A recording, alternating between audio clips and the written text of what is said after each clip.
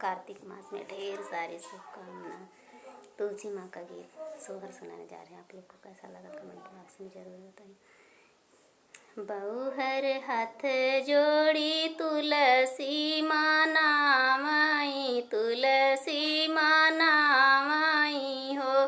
तुलसी जब मोरे हुई है लालन मात पियरी चढ़ाई हो। तुलसी जब मोरे हुई है लालन मात पियरी चढ़ाई हो। हाथ जोड़ी बहुहरि माँ नामई हो। तुलसी जब मोरे हुई है लालन मात पियरी चढ़ाई हो। आठवां बीतत नाम लागत होरिला जन्म ली है बबुआ जन्म ली है हो।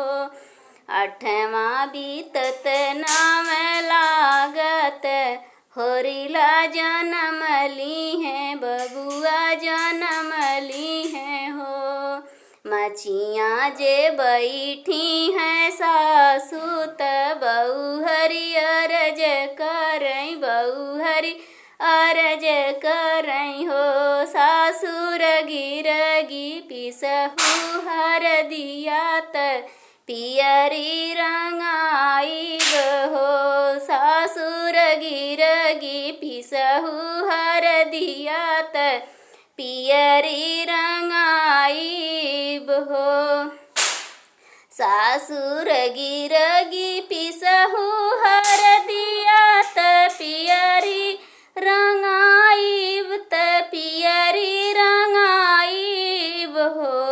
बाएं हाथे लिहली होरिलवा त दहिने हाथे पियरी त दहिने हाथे पियरी हो। तुलसी लैलेहु अपन मंगन मंगन पूरा भइलई हो। तुलसी लैलेहु अपन मंगन मंगन पूरा भइलई हो। हाथ जोड़ी बहुहरि हाथ जोड़ी तुलसी माँ नामई, तुलसी माँ नामई हो। तुलसी जब मोरे हुई है लालन मात पियरी चढ़ाई हो। तुलसी जब मोरे हुई है लालन मात पियरी चढ़ाई हो। तुलसी मैया की जय।